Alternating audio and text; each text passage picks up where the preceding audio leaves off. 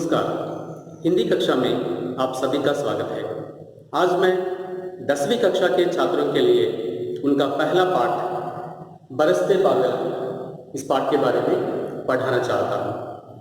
आइए यह पाठ पाठ्य पुस्तक के आधार पर सबसे पहले यहाँ पर देखिए बरसते बादल, और इस कविता के कवि हैं श्री सुमित्रानंदन पंत जी। श्री सुमित्रानंदन पंत कह सकते हैं और सुमित्रानंदन पंत जी इस प्रकार भी हम लिख सकते हैं।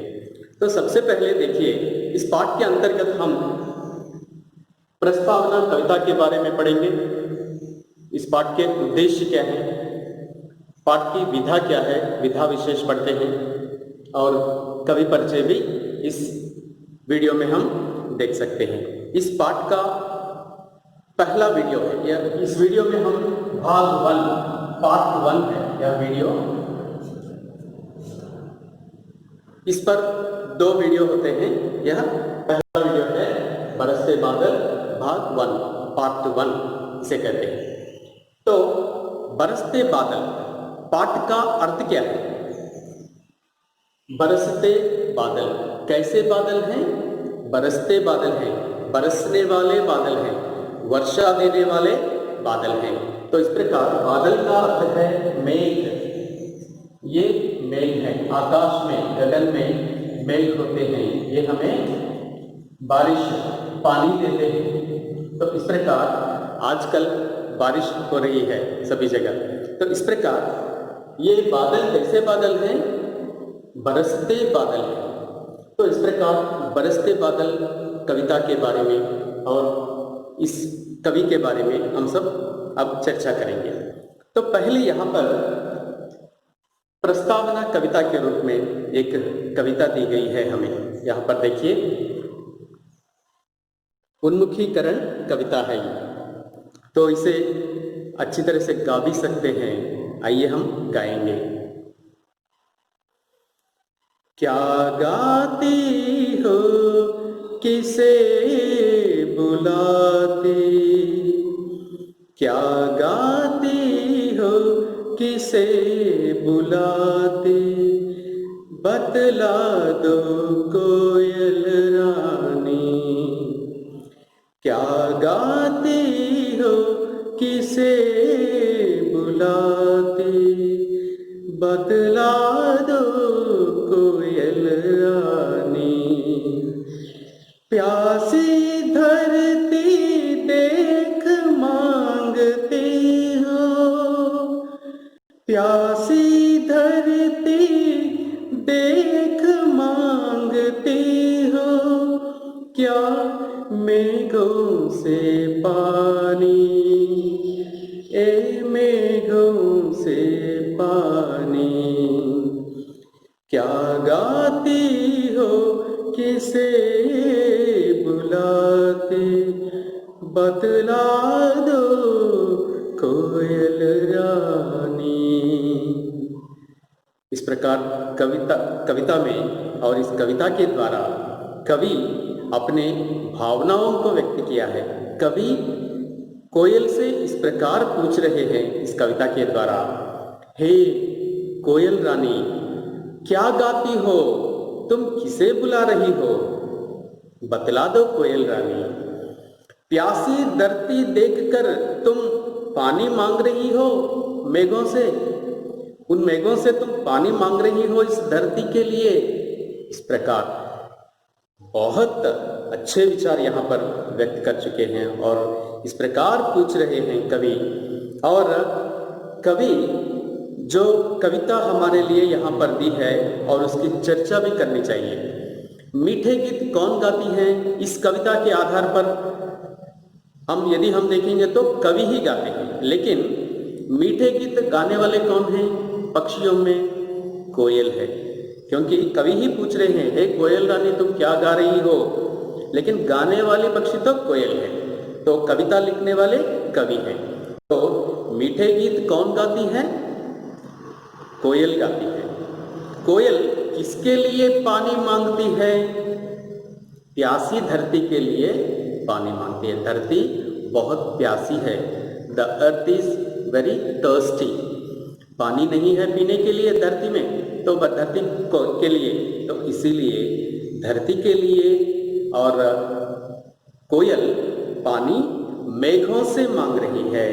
तो इस प्रकार बादल प्रकृति की शोभा कैसे बढ़ाते हैं? बादल प्रकृति की शोभा कैसे बढ़ाते हैं?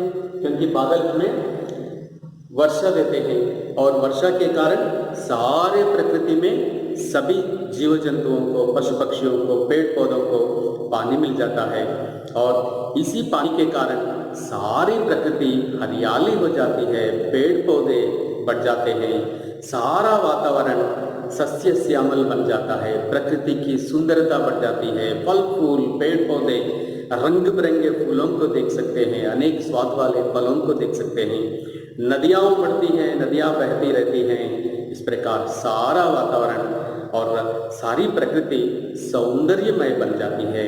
तो इस प्रकार बादलों के द्वारा ही प्रकृति की शोभा बढ़ जाती है। तो प्रकृति बादल इस प्रकार पानी देकर प्रकृति की शोभा बढ़ाते हैं। तो इस प्रकार इस कविता का उद्देश्य क्या है? तो कविता के बाद इस पाठ और कविता का उद्देश्य क्या है देखेंगे। प्रकृति के प्रति काव्य रचनाओं के प्रोत्साहन करने के लिए प्रेरणा देना। प्रकृति बहुत सुंदर होती है। प्रकृति की सुंदरता का वर्णन कविता के रूप में करना एक बहुत अच्छी बात है। तो हम भी कई प्रकार की कविताएं भी लिख सकते हैं। तो आप भी लिखने के लिए कोशिश करना। इस प्रकार लिखने के लिए प्रेरणा देना इस कविता का मुख्य उद्देश्य है। इस प्रकार की कविताएं पढ़कर हम भी सोचते हैं मैं भी इस प्रकार की कविता लिखूं, इस प्रकार सोचते हैं। तो इसी प्रकार की प्रेरणा देना इस कविता का मुख्य उद्देश्य है। और इस प्रोत्साहन के साथ साथ सौंदर्य बोध पाना। जब हम कविताएं पढ़ते हैं और कविता के सौंदर्य पाकर हमें बहुत मनोरंजन हो जाता है, हम बहुत अच्छी तरह से हमारा विचार व्यक्त कर सकते हैं। तो कविता का सौंदर्य बहुत अच्छा लगता है और मनोरंजन भी करती हैं कविताएं पढ़कर हम एंटरटेन हो जाते हैं। सो बहुत मनोरंजन मिल जाता है हमें। तो इन सारे उद्देश्य और इन्हीं उद्देश्यों के साथ साथ यानी कविता लिखने के लिए प्रेरणा देना, सौंदर्य बोध पाना, मनोरंजन करना और इनके साथ साथ भाषाई कौशलों का विकास करना भी इस कविता का उद्देश्य है। हर एक पाठ के द्वारा हम भाषा कौशलों का विकास करते हैं। भाषा कौशल का अर्थ है लैंग्वेज स्किल्स, जैसे LSRW कहते हैं, लिसनिंग जैसे स्पीकिंग, रीडिंग एंड राइटिंग, सुनना, बोलना, पढ़ना, लिखना, ये सारे भाषा कौशल हैं। इन 4 भाषा कौशलों का विकास करना भी इस कविता का और इस पाठ का मुख्य उद्देश्य है। और इसके बाद विधा विशेष। तो हर एक पाठ एक विधा में दिया जाता है और बरसते बादल पाठ का विधा है कविता। कविता के रूप में यह पाठ दिया गया है, इसीलिए हम कहते हैं बरसते बादल यह कविता पाठ है, इसलिए हम कविता लिख चुके हैं। बरसते बादल कविता विधा का पाठ है। और ये कविता की विशेषता क्या है? कविता भावनाओं को उदात्त बनाने के साथ साथ सौंदर्य बोध को भी सजाती संवारती है। हमारी भावनाओं को उदात्त बनाती है, हमारे फीलिंग्स को बहुत हाई लेवल में पहुंचाती है। यानी छोटी छोटी भावनाओं को भी हम बहुत ऊंचे रूप से बताने की क्षमता कविता में है। छोटे छोटे विचारों को भी बहुत उन्नत और बहुत अच्छे प्रभाव के साथ व्यक्त करने में हम सक्षम हो जाते हैं कविता के माध्यम से। तो इस प्रकार सौंदर्य बोध भी यहाँ पर होता है। अनेक प्रकार के शब्द सौंदर्य होते हैं, अर्ध सौंदर्य होते हैं, अनेक अर्थ देने वाले, विभिन्न अर्थ देने वाले शब्द इसमें होते हैं। एक ही शब्द में अनेक अर्थ होते हैं और ये शब्द ऐसे भी होते हैं ध्वनि के, बहुत अच्छे ध्वनि देने वाले, यानी रिदमिक वर्ड्स भी इसमें होते हैं। तो इस प्रकार अच्छे अच्छे अर्थ देने वाले शब्द, बहुत अच्छे रिदम देने वाले शब्द, ये सारे कविता में होते हैं। इस प्रकार प्रस्तुत कविता नाद के साथ गेय योग्य है। सुनने में भी बहुत अच्छा लगता है, इसका साउंड भी अच्छा लगता है, रिदम भी बहुत अच्छा लगता है और यह गाने के अनुकूल भी यह कविता होती है। हर एक कविता को हम गा सकते हैं। जैसे प्रस्तावना चित्र में हम देख चुके हैं, क्या गाती हो किसे बुलाती। इस प्रकार कविता को गाने के रूप में गा चुके हैं और हर एक कविता को इस प्रकार गा सकते हैं। नेक्स्ट वीडियो में हम जब पाठ कविता पढ़ते हैं तब भी उस समय भी मैं आपको उस कविता को गा के सुनाऊंगा और हम भी सब मिलकर गाएंगे। तो इस प्रकार ये विधा विशेष के अंतर्गत हम देख सकते हैं यह कविता नाद के साथ गेय योग्य है। और इसके बाद कवि परिचय देंगे। हमारे कवि का नाम है सुमित्रानंदन पंत जी, श्री सुमित्रानंदन पंत। तो इस प्रकार कवि का परिचय यहाँ पर दिया गया। प्रकृति के बेजोड़ कवि माने जाने वाले सुमित्रानंदन पंत का जन्म 1900 में अल्मोड़ा में हुआ। उनका जन्म यहाँ पर पंत जी का जन्म अल्मोड़ा में हुआ। कब हुआ? सन 1900 में। जैसे 1900 को हम हिंदी में इस प्रकार लिख सकते हैं 1900। 1900 में उनका जन्म हुआ और प्रकृति के बेजोड़ कवि हैं। प्रकृति की सुंदरता का वर्णन करने में और इनके समान और कोई भी नहीं है, यानी बहुत अच्छी तरह से प्रकृति की सुंदरता का वर्णन करते हैं। तो और साहित्य लेखन के लिए उन्हें साहित्य अकादमी का मतलब अकादमी बोलते हैं, इंग्लिश में कहते हैं। सो साहित्य अकादमी अवार्ड, सोवियत रशियन अवार्ड भी उनको मिला है, ज्ञानपीठ पुरस्कार भी उनको दिया गया है। तो इस प्रकार साहित्य अकादमी हिंदी में कहते हैं। तो साहित्य अकादमी, सोवियत रूस, ज्ञानपीठ पुरस्कार ये उनको दिए गए हैं। इनकी प्रमुख रचनाएं हैं वीणा, ग्रंथि, पल्लव, गुंजन, युगांत, ग्राम्या, स्वर्ण किरण, कला और बूढ़ा चांद तथा चिदंबरा आदि इनकी प्रमुख रचनाएं हैं।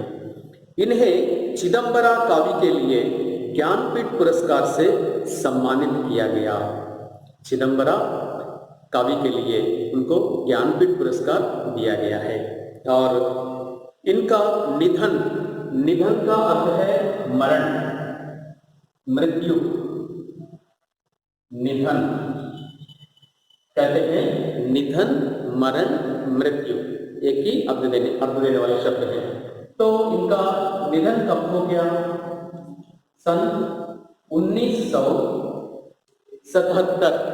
इसे कहते हैं 1977 को 77 कहते हैं।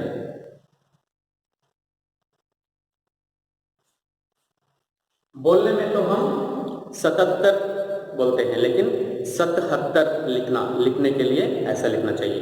तो आप लिखना भी बहुत अभ्यास करना चाहिए। तो इस प्रकार हम इस कविता के माध्यम से देख चुके हैं प्रस्तावना कविता और उद्देश्य, विधा विशेष, कवि परिचय आदि सब हम इसमें पढ़ चुके हैं।